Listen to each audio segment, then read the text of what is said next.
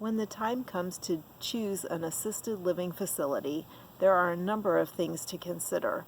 The major things, of course, are going to be things like the budget, how much can you or your senior loved one afford, where is the facility, and what kind of services or amenities do they provide. But there are so many other questions that you need to ask when you're touring an assisted living facility to help you make the best decision for yourself or for your senior loved one. So stay tuned because we're going to go over that list. Hi, it's Robin with SeniorSafetyAdvice.com. Tune into our channel for tips and hints for seniors and caregivers to help seniors age in place safely. So, choosing an assisted living facility. It's not as easy as just signing up on and moving in. There are a lot of things to consider. So I have 13 of the, I think, most important questions for you to consider, things to ask, things to think about. Number one is the facility licensed? Obviously, that's a huge question. You want to find out what kind of licensing they have. It should be accredited or licensed by the state. But you also, on the side note, should look up reviews, because you should be able to find on the Better Business Bureau, if you look up the facility, you should see whether there are any complaints, whether the facility is addressing those complaints. I would also go so far as to look on like Google or Yelp to see whether there are any reviews for the facility as well. Sometimes you'll find that. Question number two is to find out what the discharge policy is. You want to know that because there are some assisted living facilities that will not allow a senior to move out once they have moved in, unless they can demonstrate that they are independent enough to be able to move out. Now, an assisted living facility is really one for somebody who is having trouble with some of their activities of daily living. Maybe they're basically mobile, but they have to use a walker, things like that. That's okay, but if they're having problems with things like getting dressed or feeding themselves, bathing, things like that, usually if you are unable to perform 2 or more activities of daily living, then that qualifies you to be in an assisted living facility. So again, if you're looking at a facility that does not allow the person to move out for any reason unless they can meet all of those activities, then likely once they move in, they're not moving back out, because in general, unless you're rehabbing from having surgery or something, in which case it would not be a long-term care thing anyway. But unless you're rehabbing from something, generally, if you're moving into assisted living, you're not going to get better. You're only going to continue to decline. So that brings me to the next question. Number 3 is, what are the levels of care that particular facility provides? So for example, somebody who is in a low-level facility would be like my father was. He was in an independent apartment. It had its own kitchen. If he had wanted to, he could have made his own meals. He was able to dress himself. He didn't need anybody to come in. But for somebody who is in a more moderate or level 2 facility, that's where they're going to need to have somebody come in and help them with certain things. Again, bathing, getting dressed. Possibly they can't feed themselves or cook. They may need some medication. Maybe they are on medication, can't remember to take it themselves, and so they would need help with something like that. So you want to find out, what level are you really addressing by moving the person into this particular facility?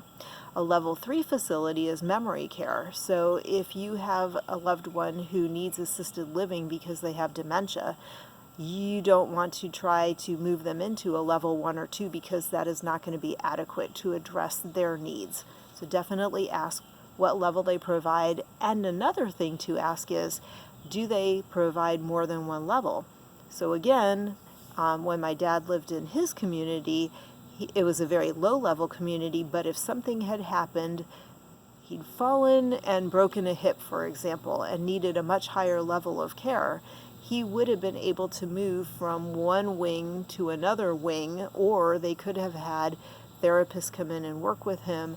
So he could have stayed basically in the same facility where he was familiar, but he could have moved into an area within the facility if it had turned out that he needed a higher level of care. And they actually also provided memory care. So If he had really had an issue with cognitive decline, we could have still kept him in the same familiar facility and he could have just moved into memory care. So definitely ask what they provide, what level. So question number 4 is going to be cost. Now, you obviously need to know what they're going to charge the person per month, but you also want to know, are there other costs involved? For example, if they offer transportation, is there an additional cost for that, or is that covered in the facility's monthly charge? What about things like cable, internet, telephone service, food? They may only provide, for example, 2 meals a day, like my father's community just provided that, 2 meals a day. So, he made sandwiches for lunch and it was no big thing. But in some of these communities, they may only offer dinner, for example. So if the person needs to have 3 meals a day, how much is that going to cost extra? Other things to think about is, do they require a deposit? Is it refundable? Do they have a community fee? Some will charge a community fee in order for a resident to move in. Is that refundable? So again, just asking what extras the person may incur. So question number 5, are overnight guests allowed? This is really important because you may live out of town and, it would be nice if you could stay with your loved one if you're moving an elderly parent. It'd be nice if you could stay with them in their room or apartment, whatever. Some facilities will have a guest suite available that a person can rent. They pay it like a hotel room fee kind of, but they can rent it for a couple of days, and that way you're on site with the person. So that's very important to know. The other thing too is, if you are in town, like my father was only about 5 miles from me, so if he got sick, I would want to know that I would be able to stay overnight in order to take care of him if that was something that needed. So, definitely be sure that you ask about overnight guests. Another question to ask is, are pets allowed? I can think of many of the people in my father's community who had pets. Now, if you have a little dog that that's your furry family member, you need to know whether or not that pet can go with you or with your senior loved one, because that's going to be very difficult to have to take that pet away from the person and also have the change of moving into a new facility if they don't allow pets. So definitely ask. So question number 7 is, what activities do they have for the residents? Is this just going to strictly be an assisted living facility where they have a roof over their heads and some meals, or are there activities planned for the residents to help with their quality of life? Are they going to have concerts? Where my dad lived, people came in and they did musical entertainment. Some people sang, some people played the piano, and they would have little concerts among residents. They took them to various places, museums for tours and things like that. They also had somebody who came in and did like a silver sneakers type of an exercise program, and they had puzzles and things like that. So you want to know, what does the facility offer for activities, and is there an additional cost for those? So question number 8, what type of nursing care is there? If this is a level 2 facility, you really need to have nursing staff available, maybe a physician as well. So are there nurses, skilled nurses on staff? Is there a physician on staff? Are they on staff 24/7? What happens if you or your senior loved one has a problem in the middle of the night? Is there somebody who will be able to respond to that? Or are you going to have to call 911? How does that work? So definitely ask about their medical care. Question number 9 is, what about hospitals? Which ones are they affiliated with? And also, what about hospice care? Which hospices are they affiliated with? It may come down to the fact that at some point the person will need hospice care. So you kind of want to get an idea of whether there are any in the area. Would the person be moved into that hospice facility? Would the hospice nurses come to them in this particular facility? Will they be allowed to remain in the facility if they go under hospice care? Because some facilities will not allow that and will require you to move out. So definitely ask about that. Question number 10 is a big one.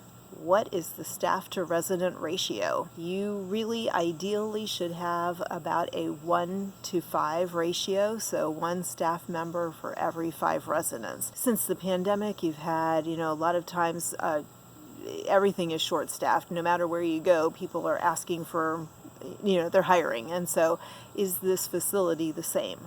Because if you have a staff ratio of 1 staff member to 8 people, that's not a very good one, and I will bet you that a lot of them are running an even higher ratio than that. So definitely ask. And another thing, as far as that staff ratio, you want to know, does it change as the shift changes?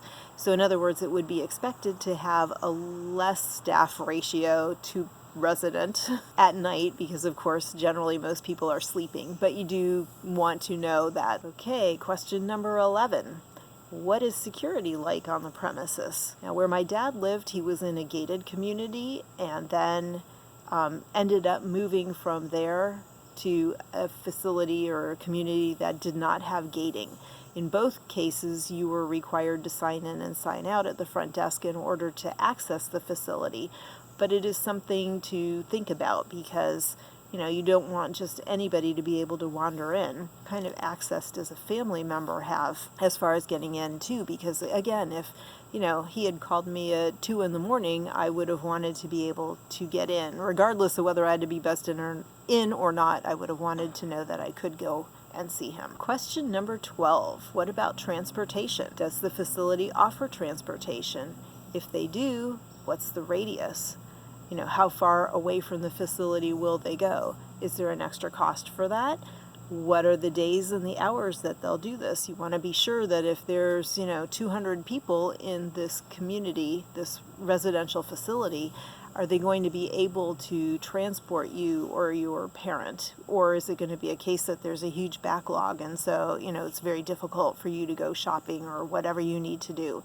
So just something, even if you are driving right now, it doesn't mean you'll always be able to drive. A year from now, you may not be able to. So you want to just be sure that the facility's transportation system will meet your needs. The other thing about transportation is to find out what the driver qualifications are. In the case of my father's last place where he lived, they did have a bus system, and I think they took people about a 5-mile radius around the facility.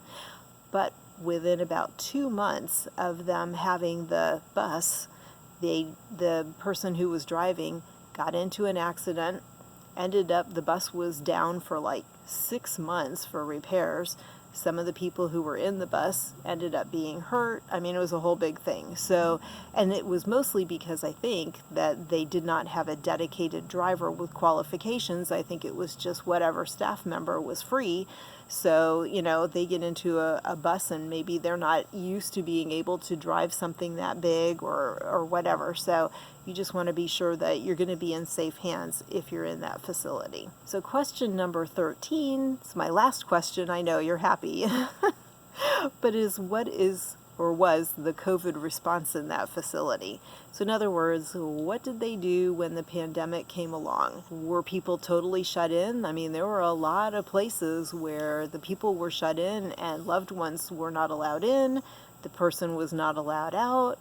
That's something that you need to find out what they did and what would they change going forward if there was another pandemic of a different type, or I don't know what would happen, but if suddenly COVID came around and everybody was shut down again, to that point that COVID was worse, what would they do? Then you have to know that that is okay, whatever their response was or would be, that you would be okay with that.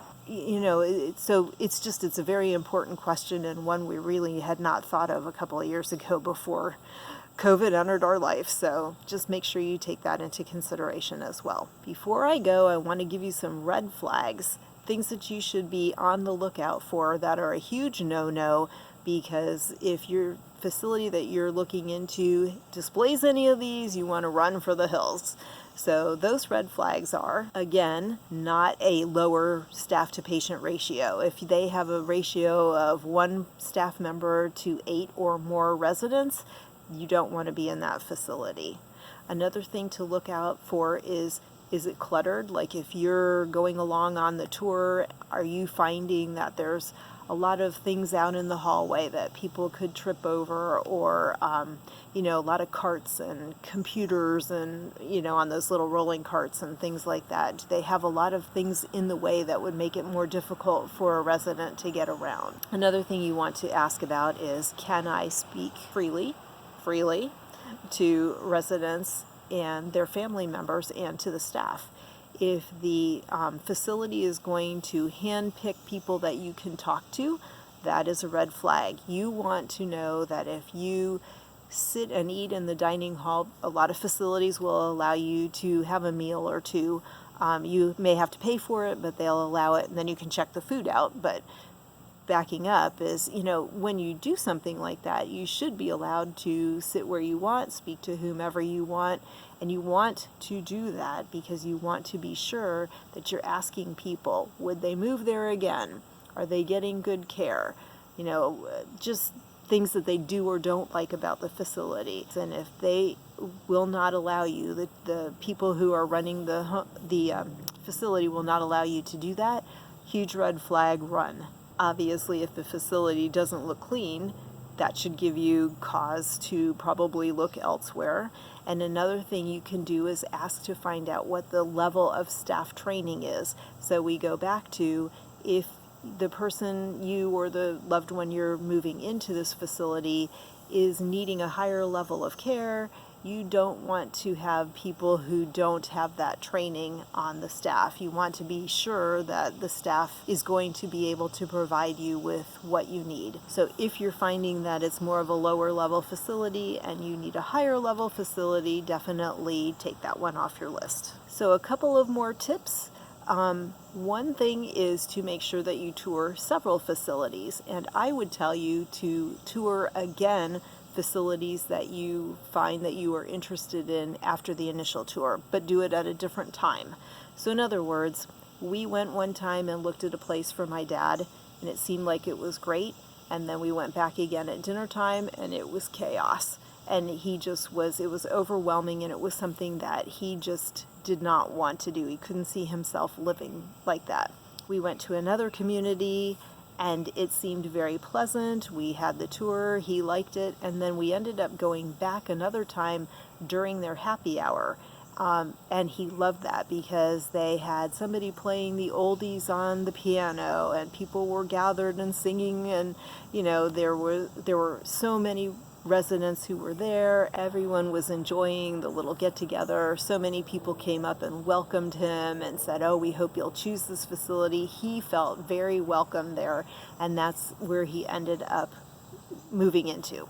So definitely check it out at different times. Another thing to look into and ask about is, will they allow you to stay overnight to check it out?